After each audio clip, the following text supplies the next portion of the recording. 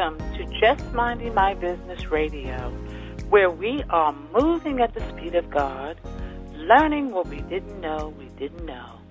I'm your host, Ida Crawford, so grab a pen and paper and get ready for information that you can use.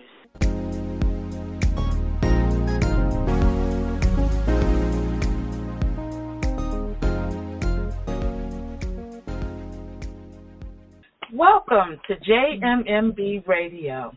I hope you had an amazing day. Coming to the mic today is Tiffany Tiffs Base Lloyd, who began exploring piano at the age of 7 and has been in love with music ever since.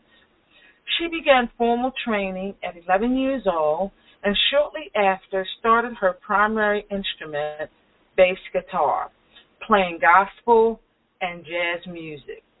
After continued education, she later obtained her MBA from American Intercontinental University.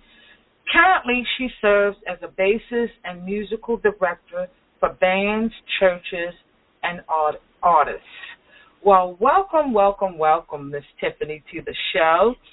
Thank you.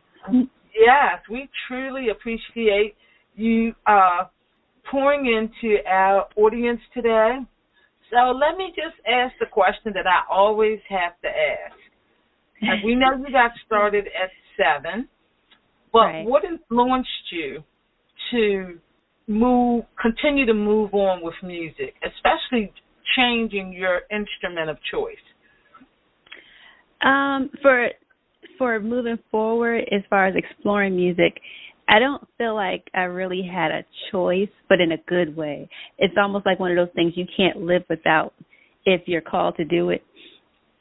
You just have to do it. So, and as far as changing my instrument, that only helped me walk further into, my own niche in music, which is bass guitar. So, but, as far as when I first discovered bass, it really more so discovered me because I would hear it. I just didn't know what it was I was hearing. I heard bass in songs all the time, but I didn't know what instrument it was. So that's when I finally asked someone, and I just so happened to ask a bass player, and he showed me, exactly what it was and began to teach me. He actually played lead guitar as well, so, I asked the right person. Mm-hmm. Oh, okay. Mm-hmm. Okay, that's interesting. So, I see that you're a member of the Grammy Award Recording Academy, which is a Washington, D.C. chapter. What is that all about? It's great for networking with other people in the industry as a whole. The Grammy Recording Academy does a lot of events locally. They'll throw different types of parties, holiday parties, and just different types of events that are educational for singers, musicians, just things that need to be taught and talked about. Sometimes they throw events where you can just go, or sometimes you can bring a guest, sometimes you can't. But overall, it's great because you can meet other people in the industry, but maybe not necessarily in your direct network that you work with every day, like day in and day out with bands and different singers and things like that. You get to really meet other branches of the whole music industry. So, okay. Mm-hmm. Okay, so I see also that you've worked with some really greats out there. You want to talk about how all of that happened? Sure. A lot of the artists that I've worked with that are like national artists just happened from me being called to play bass for certain shows, sometimes playing bass behind certain artists, or sometimes just being like headlining a show. I might be MDing a show where that artist is headlining and just different things like that. But for every artist, it's just been a different type of call. Some artists I'm called to always play for that artist, and some I'm just like, it's like a one-time thing, and sometimes, a lot of times that I've experienced is sometimes some artists are looking for female musicians specifically, so that happens a lot. And Beyonce, I've never played for Beyonce, but she has an all-girl band, so situations like that pop up a lot where artists are looking for female musicians. But as far as everything else, as far as all the other artists, a lot of times it's just getting called to play for an event, sometimes the same event as an artist or directly from that artist, you know. So.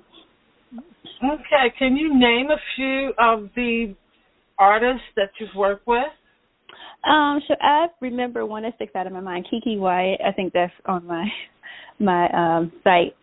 She's great. She's amazing. The irony was I didn't really know. She's a nationally known singer, as you know. I didn't even know about her until I got called for that gig. It was a gig, actually it was in D.C., and I didn't even, so little did I know when I, you know, told a couple friends that I had played for her, they're like, oh my gosh, you played for KeKe Wyatt. I was like, yeah, you know, so sometimes, but little, and it kind of helps you open up to different sides of the spectrum. Like I didn't know she was also very well known on certain TV shows. So, you know, it's a good experience to work with different famous artists that you know, didn't necessarily really know about, but it just opens your eyes to a lot of things. So. Mhm.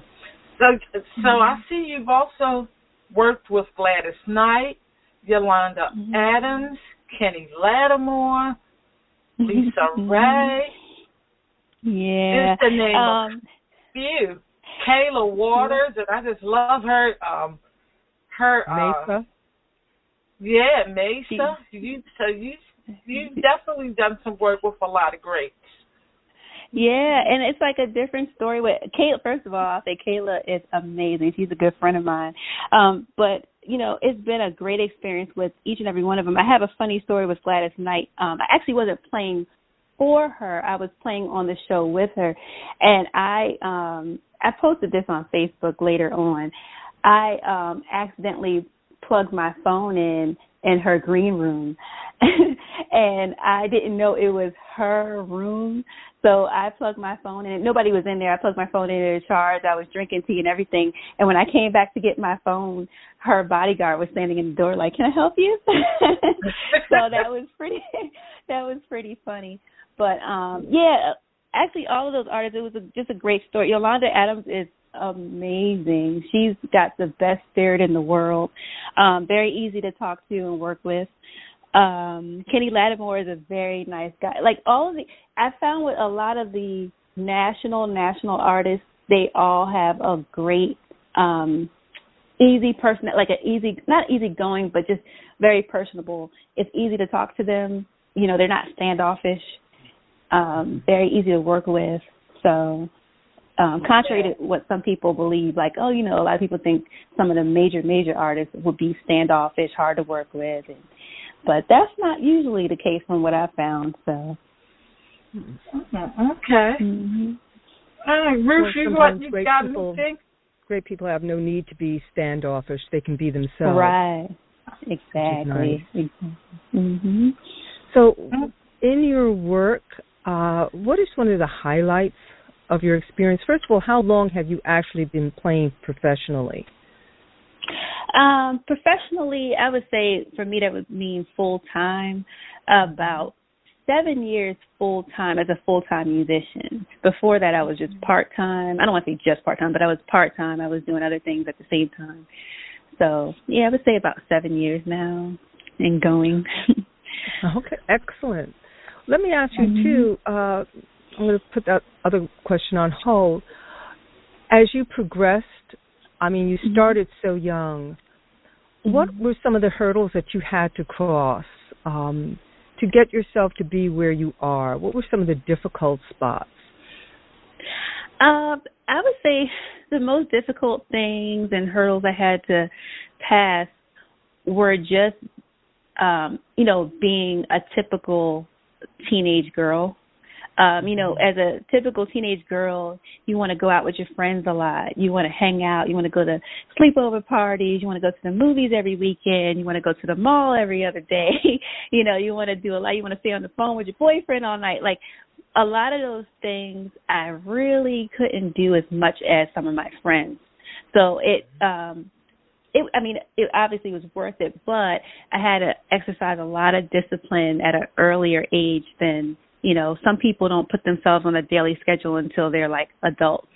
But growing up, I couldn't always hang out with my friends. I was usually, I can remember after school and when I was going to high school, I would come straight home and start practicing my bass for the rest of the afternoon and the evening versus, I'll go straight to the mall or go somewhere else or even to work. I did work, but I dedicated a certain amount of hours of my time after school to practicing. So little things like that has its pros and cons, but those are some of the hurdles that I had to cross, but, good hurdles. But they paid definitely off. Taught me a lot of discipline. They paid off. They did. Yes, because I know with any kind of artistry, you have to practice.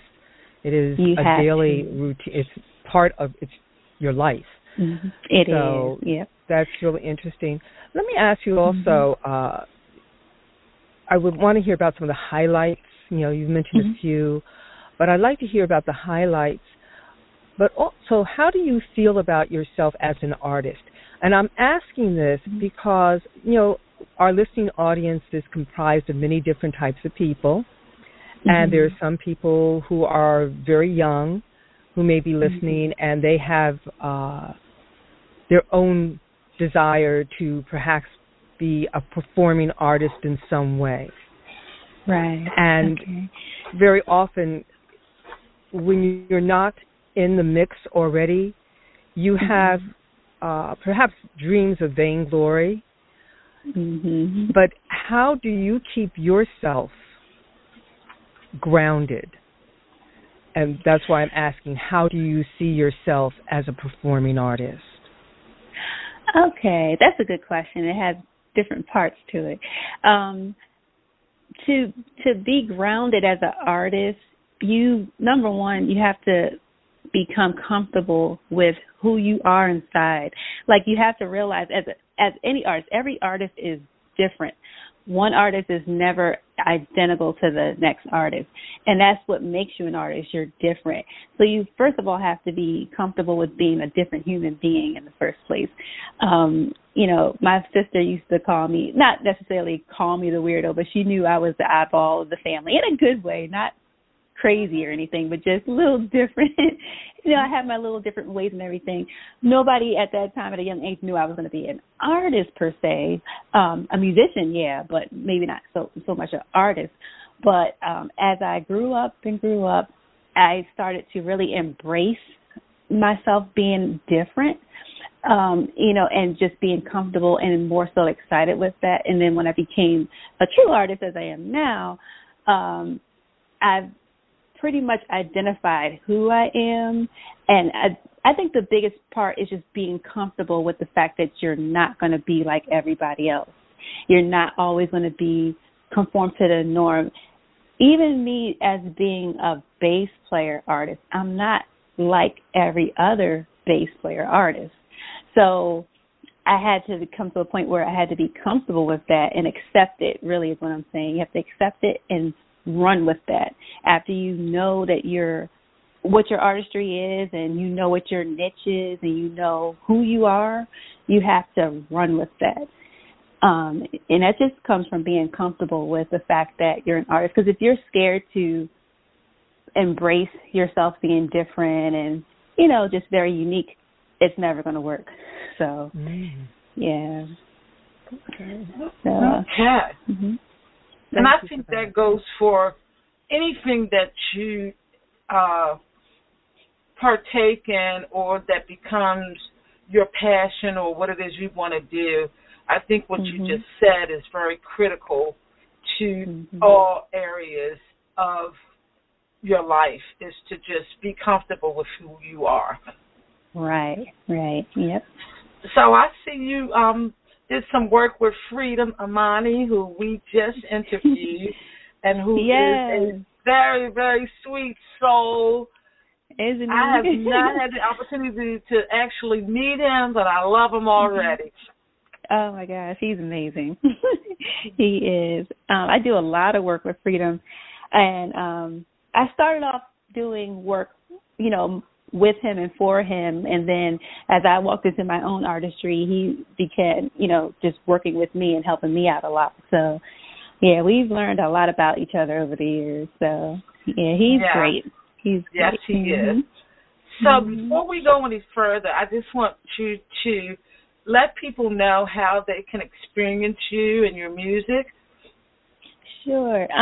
So first of all, my single Viscosity is on iTunes, Amazon, and also CD Baby. It's called Viscosity. They can plug my name in, just Tiffany Lloyd. They can plug that name in, and it should bring up the single right away. Also, you can go to my website where you'll find everything, all the links to everything, www.tiffsbase.com. On there, you'll find links to my Instagram page, which is @Tiffs Base. My Twitter page is exactly the same thing, @Tiffs Base.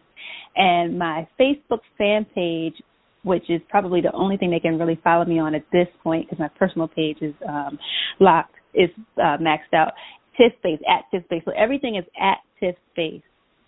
On Facebook, Twitter, Instagram, LinkedIn as well, Tiffany Lloyd. They can just plug Tiffany Lloyd in and they'll see my picture pop up. So. Okay. In addition to the work that you do, I also see that you're a bass clinician and motivational speaker. So tell us a little bit about that. So that is fun. I've done a couple of bass clinics for a clinic that runs called Bass Break Live. Sometimes it's in Philadelphia, sometimes it's in Delaware.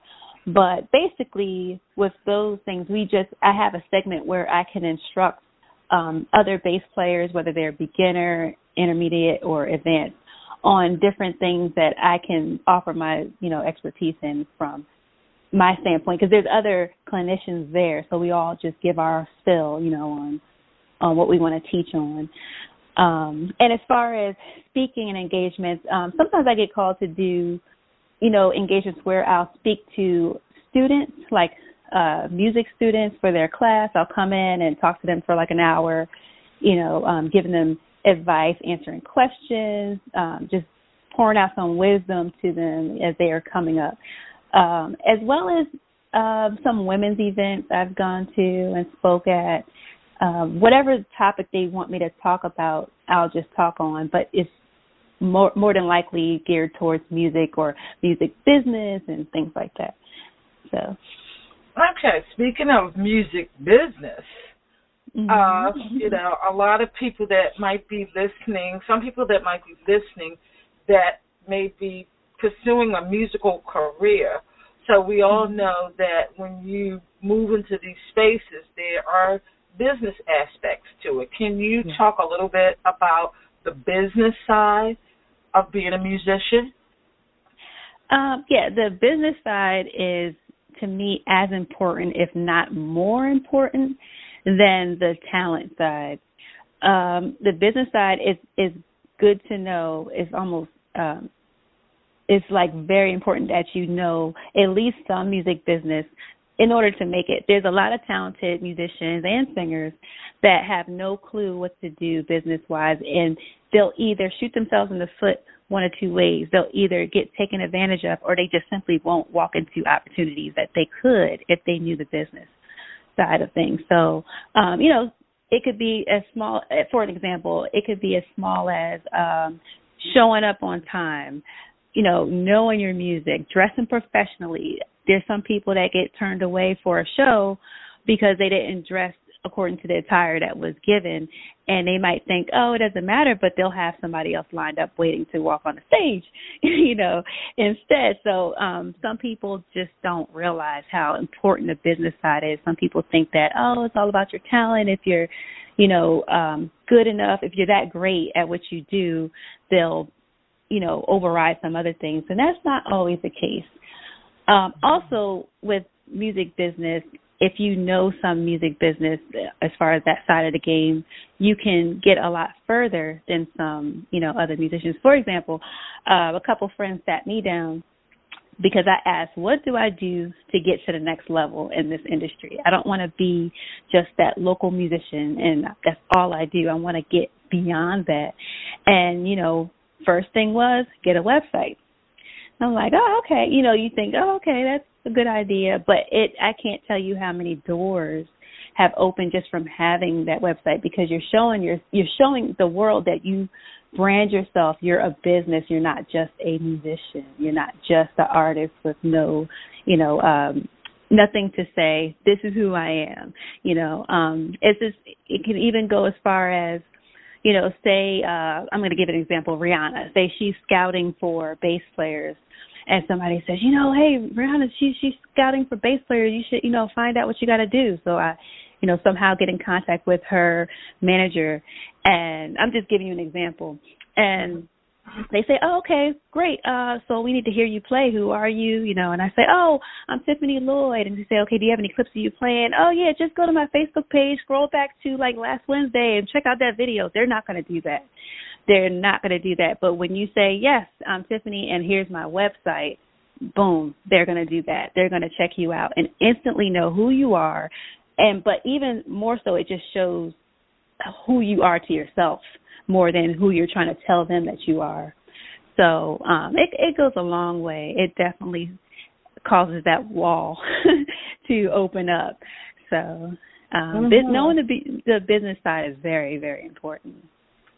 Yes, I agree, because I always say no matter how great you are at what you do, if you don't have the business side correct, you're quickly going to be out of business.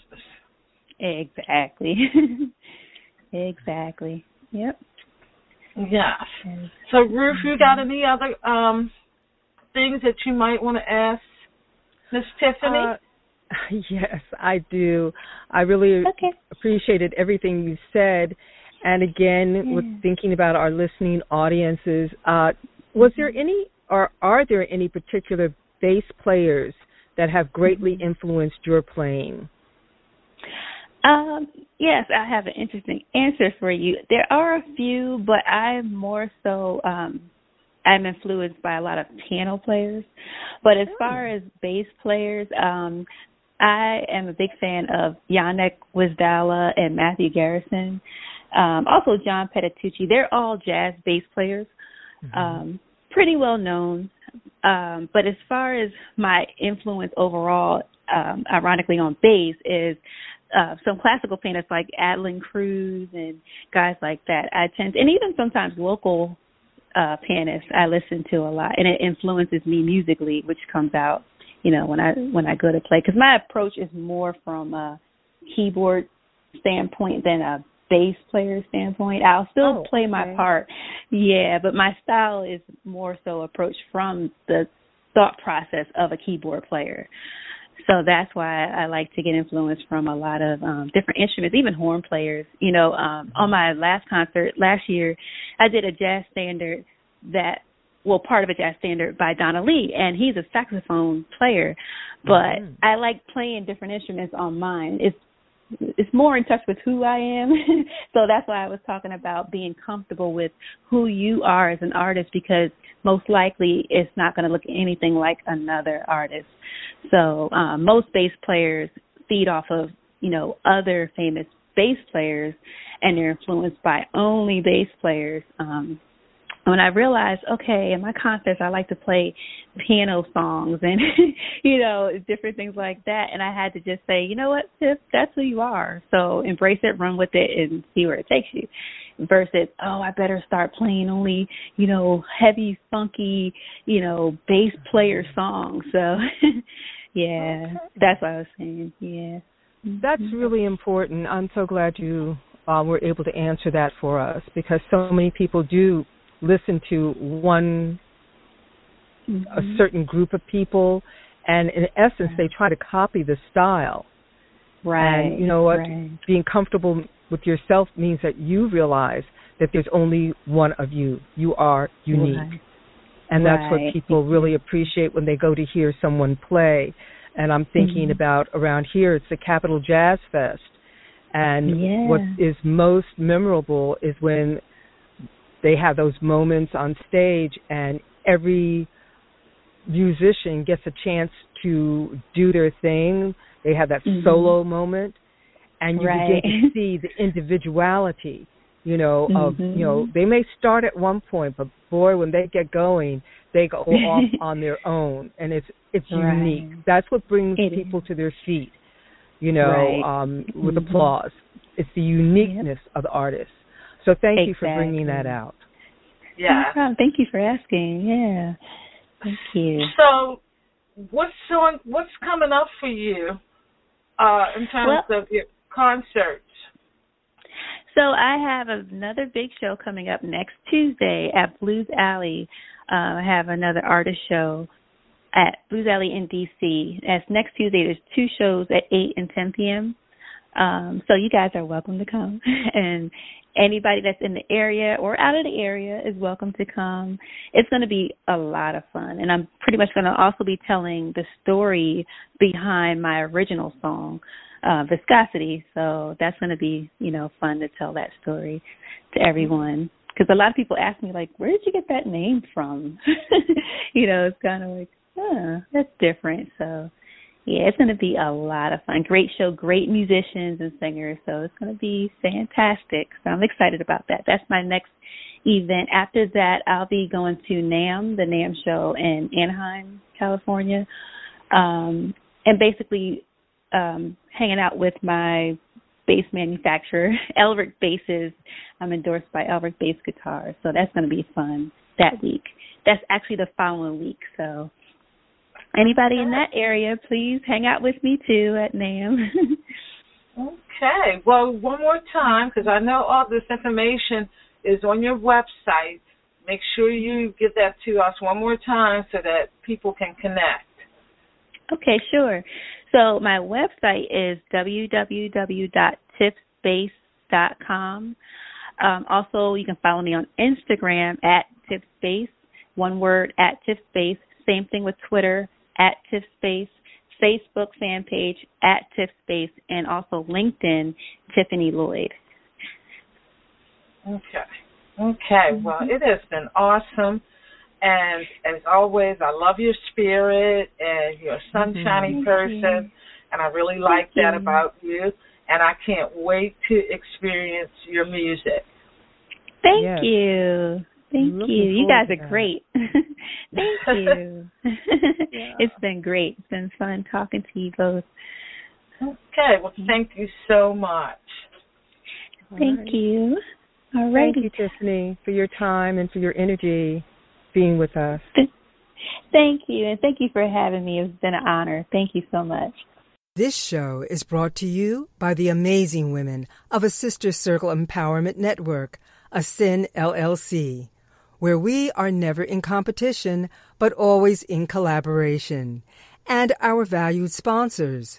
Learn more about our sponsors and their services and membership in a Sister Circle, ASCEN LLC, at www.assistercircle.org. To learn about becoming a sponsor for Just Minding My Business Radio and how our marketing package benefits your company, please visit our website at www.assistercircle.org. Voiceovers by RCH VoiceWorks.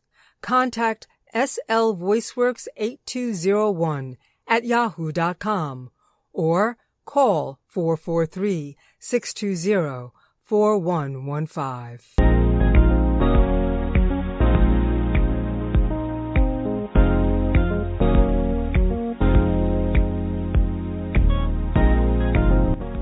Thank you for tuning in to Just Minding My Business Radio. I'm your host, Ida Crawford. We hope you enjoyed the show and appreciate you stopping by. Many blessings to you and yours.